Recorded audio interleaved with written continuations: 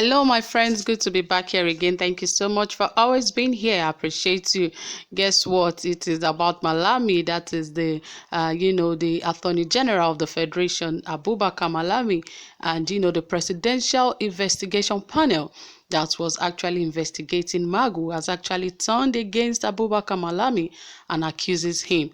Well, this is really funny that the complainer has actually turned to the victim, because right now the presidential panel has actually turned against him.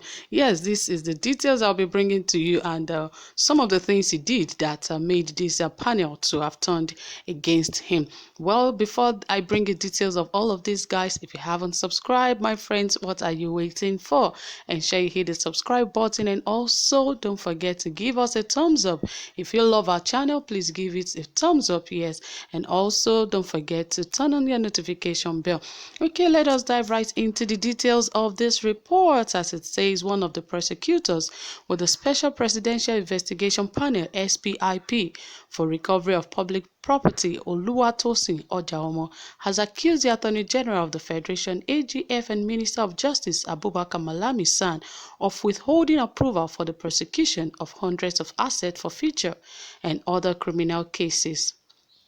Page 36 learned that the prosecutor explained that the cases were investigated and handed over to the AGF's office by the SPIP on the directive of President Muhammadu Buhari in 2019. The president had in September 2019 dissolved the SPIP while directing the AGF to immediately take over all outstanding investigation and other activities of the SPIP. In November 2019, over 500 cases files were retrieved from the office of the disbanded panel, and an 8-man panel was set up by the Department of Public Prosecution (DPP) in the Ministry of Justice to review the heaps of files.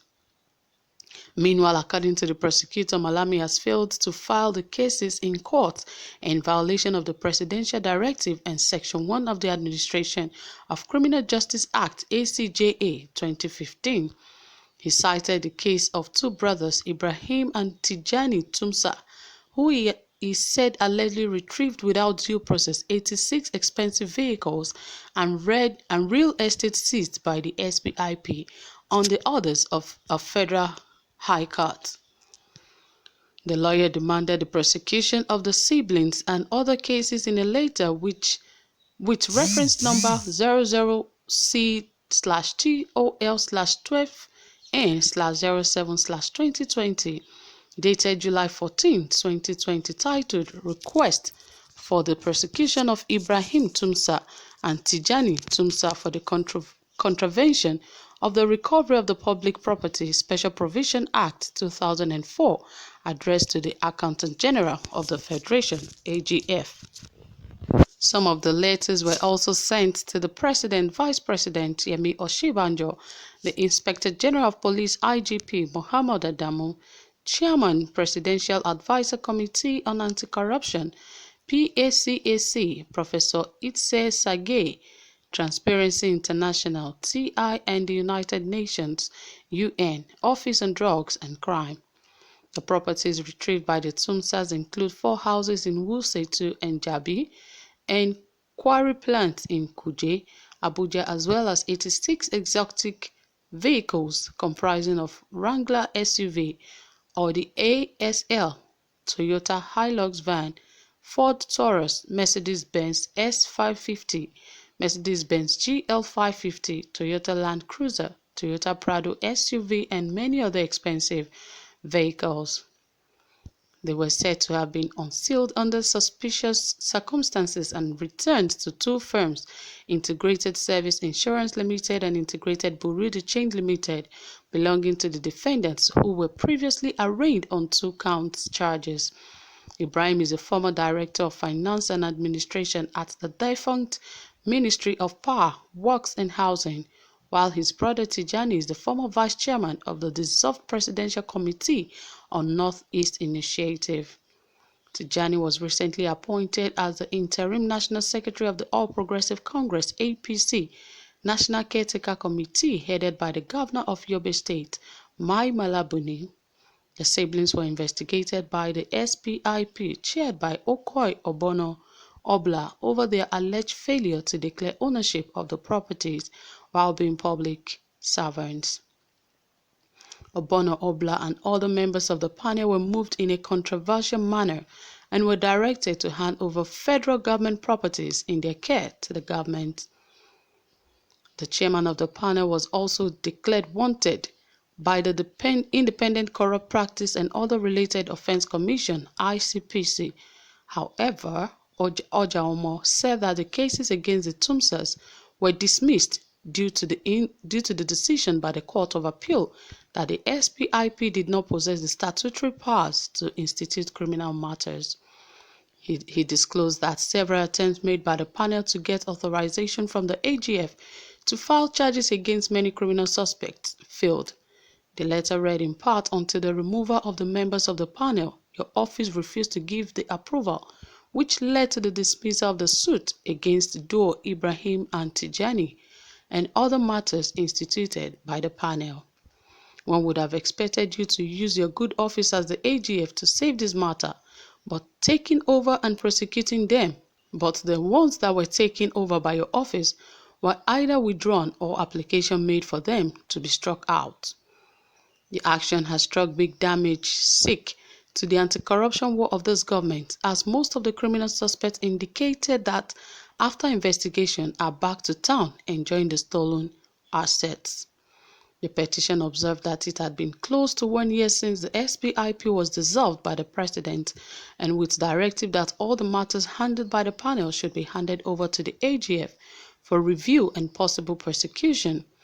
None of the suspects have been charged to court, as the case files were currently being kept in view at your office without any action and in clear violation of Section 1 of the Administration of Criminal Justice Act 2015, the lawyer admonished Malami. Ojaomo requested the AGF to either re-enlist the case against Ibrahim and Tijani Tumsa or prefer new charges against them, as the properties were seized from them worth billions of naira had been returned to them under suspicious circumstances. The lawyer offered to prosecute the Tumsas if the AGFs grant consent in accordance with Section 383, subsection 1 and 2 of ACJA 2015, noting that the war on corruption must be fought without any sacred cow, as directed by President Buhari. Ojaomo added that he has not been sacked as the SPIP special prosecutor, noting regrettably that the AGF has refused to allow him to continue with his job. He stated, "I was appointed as special prosecutor and I wanted to continue the cases. I was not sacked. The president only sacked the panel chairman and 2 members. I was not sacked, and up to now my letter of appointment is with me. I was supposed to continue prosecuting the cases, but the AGF has not allowed me to function. He was supposed to give the support to prosecute the case. I have written several letters to him to allow me to prosecute the cases so I can recover money for the federal government. We are talking of over 600 cases." The prosecutor further said that he had visited the AGF's office several times and also met with him, but that Malami failed to respond favorably to his request.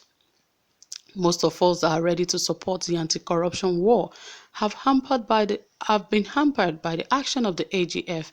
I have also visited his office. They said they would get back to me, but they have not done so up till now. I met personally with the AGF and he promised to reach me, but nothing was done. They just want to hold on to the cases until the tenure of the president elapses. So guys, you can see what is going on here, because they know that their names will be called in cases like this, so they don't want someone else to handle it. Well, they know how they run their government, and of course, like Ojaomo said, that they are trying to hold this case down until this present administration is over, so that the case will not be looked into again. But God knows it all and He sees our hearts. So guys, that is it. Whatever you have to say about this, please endeavor to drop it in the comment section. We'll be waiting to hear from you. And if you haven't subscribed, please do, and also turn on your notification bell, and don't forget to always give us and also our page a thumbs up. Thank you for staying tuned. Do have a pleasant time. Bye for now.